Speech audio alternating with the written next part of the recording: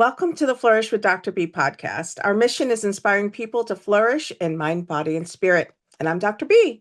And today I have another special guest. We go way back to probably almost 20 years, I think.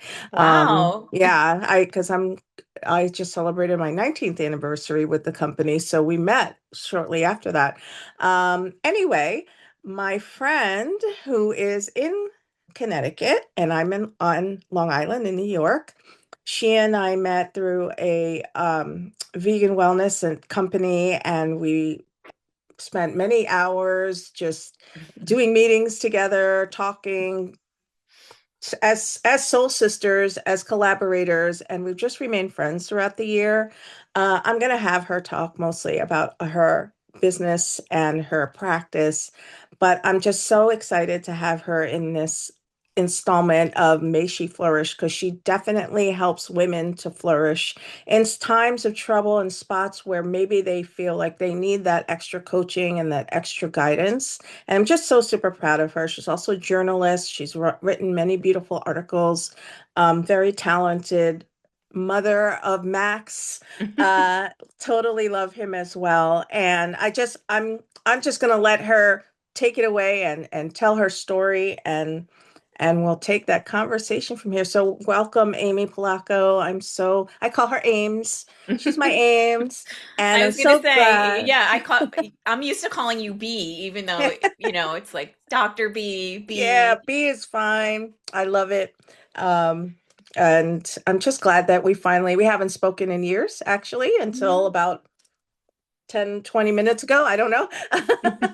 So, Amy, welcome to the podcast. Thank you so much for being here. I'm just so glad you just said, yep, I'll do it like right away when I asked you. So, Well, I think we've been connected all these years on social media through everything. I love your book.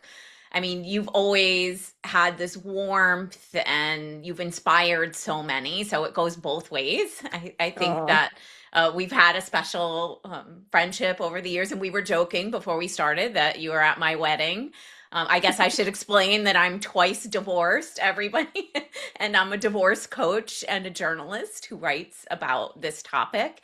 And my heart has really led me to my work. And I never thought I would be doing this, right? I used to be a full time TV reporter. I'd be that person chasing someone down with a microphone. And then I was in a vegan wellness business. We were both at the VP level, leading teams of amazing women and men, right? But, I think it was after my first divorce where women started coming to me for advice. I got remarried and never thought I'd be divorced a second time, obviously. And that's when I really started having support groups in my home. And I'm in this little Connecticut town, but the word spread, right? If some happily married friend had a friend who might be experiencing trouble in their marriage and considering divorce, they said, call Amy. You've got to talk to Amy first. And so I became that person and then became certified as a coach. I'm a certified divorce specialist now. And along the way, I think I thought, okay, I can dust off these journalism skills I have and write about these topics too, to really shine a light on the injustices in our family court system. It's not a happy topic, but it's a really necessary one, and all the gender bias baked into our system that I just really believe women have to be educated about before they step into it. yeah, I follow you have to follow her on Instagram, first of all. And I read all your posts and I'm like, wow, I mean, it's eye-opening. It's Well, really I joke with my eye-opening. married friends, right? Probably makes you hug Ben a little tighter, right? My married Well, yeah. friends, read some of the articles I've written. They say, "Oh, those dirty socks he threw on the floor I yelled about this morning. Who cares anymore?" Right? Yeah, I mean, I am coaching a lot of clients who are experiencing coercive control, which is the foundation of all domestic abuse. And I use that term abuse instead of violence because it doesn't have to be physical, right? It doesn't have to be a Mhm. broken bone or a black eye. It can be financial abuse. I live in Fairfield County, Connecticut, where there are a lot of executives and stay at home moms, and they give up their careers in many ways, but they're also controlled in some ways and sometimes kept out of the family finances, kept from working. a lot of these things. So I'm a big proponent of women having their own income, having their own career, Mhm. having a backup urgency plan just in case, even if you are blissfully married. Mhm. Mhm. And so like what are some of the you're saying, there's some stay-at-home moms that are controlled, like what are some of the warning signs then that you might be controlled if like you said, maybe what, like not a separate bank account, I don't, what do you see? What do you see? Right. I think, kept out of the finances is a big thing. I really believe that if a woman decides to stay home, you should either have a prenuptial agreement that addresses that or something called a postnuptial agreement after you get married, where she's given a salary that goes into a bank account. I mean, you've probably seen on social media the estimates of what a stay-at-home mom does. It's like worth Yeah. $200,000 salary. Yeah. Right. So I'm not saying maybe she gets that much, but whatever you decide goes into her own account. She has her own retirement account, all of those things. So I think that's a warning sign when you're kept out of that, when you're kept from working. Also I was speaking to a client. I have clients across the country now, and one out west yesterday who was telling me, you know, he moved us from my state where my family was to his state where his family was, and he told me it was going to be temporary. Then when we got here, he said, I have no intention of ever going back there. So she's removed from her support network, right? So Mm. isolation is a huge one. It might seem like a really innocent, innocuous statement like, oh, honey, don't go out with your work friends or don't go out with your college friends or mom friends because I miss you. I want you to stay home with me tonight. But you can see little by little, they're making your world smaller. They are Mhm. threatened by your relationships with other people. And that's why it's coercive control. I mean, the definition of that is, one person exerting control over another, looking at your social media, and looking into your phone and the Mhm. cyber stalking, having cameras in the house. I can't tell you how many coaching clients I have be where like these women's every move is being recorded. I mean, it's Wow. crazy. And I think I also see a dichotomy in spending often. The husbands, most of my clients are women. I do have some men, I should say, but these women's spending is under the microscope where the guy is out spending like it's lifestyles of the rich and famous, like he can buy whatever he wants, and then he's on her about why did you get this much pasta at the grocery store, like looking at Wow. receipts and that level of control. Okay. So that's basically, is that like narcissistic traits? I mean, Absolutely. like though that's basically what, when people say, "Oh, this is narcissism," this is what you deal with on a regular basis. Right. And when people say that term narcissist is thrown around too much, okay, maybe they have a Hmm. point. But when you're dealing with a real one, it's real abuse. And I always say to clients that, they can be a 1, 2 on the scale of 1 to 10. They could be a 12, like off the Richter scale, right? And you Right. don't need to have a psychiatrist diagnose them. If it Okay. walks like a duck and quacks like a duck, it's a duck. Hmm. I think those narcissistic traits, one of the things I see as really illuminating for the clients I work with is, and again, I was having this conversation with a client this week, is that a medical crisis happens and you see their absolute lack of empathy. Like you're a problem Hmm. for them. I had a client who was facing cancer and he got angry at her for not working more. And she was like going through some really tough treatments and had kids and all of that. And so I think that's very telling when you see that someone completely lacks empathy. That is the Yeah. number one telltale sign. Wow. Okay. All right, so we got to look out for that. For our friends out there, our friends, our women friends, and some male friends, right? So yeah, so I know that you're extremely passionate about what you do. It shows up in your writing, it shows up in all your posts, it shows up as you being a mother to a wonderful son. What do you love most about what you do? I think the fact that I help women find themselves again, because if you're in one of these relationships, you're literally losing a little bit of yourself every day. And they often come to me in a bad state and say, I don't even know who I am anymore, right? Like, Mm, this is death by a thousand cuts. This doesn't happen overnight, right? And that's why those signs we were talking about can be really subtle. And you can right. explain them away, like, oh, he just wants me home with him tonight. That's sweet. Like, and pretty soon you wake up and you're really controlled. And Yeah. so I think helping women find that path, often they'll come to me when they want out, but they have no idea how our system works. And I didn't either. I mean, I think if you're happily married, if you never have to get into our family court system, consider yourself lucky, right? And so, Mm, helping them navigate it. Divorce is never going to be easy, but everyone I work with says it's worth it. mm. Wow. Okay, so you I'm not heard that right advocating here. divorce. Don't get me in Yeah. trouble with Ben. I Right. love him. He's one of the good Oh, guys. yeah. Well, like I always say, Amy will say something like, "You guys make it look like a fairy tale." Even our sons say that. Yeah. And I'm like, "Well, sometimes it's a fairy tale and sometimes it's a fiery tale, but but it works." Yeah. So is there anything else you want to share with our listeners before I ask you the last question that I ask of all our guests? Anything that we may have left out? Well, I would encourage women to get involved in um, women's rights movements. I think we're living through a Mm, really tumultuous time.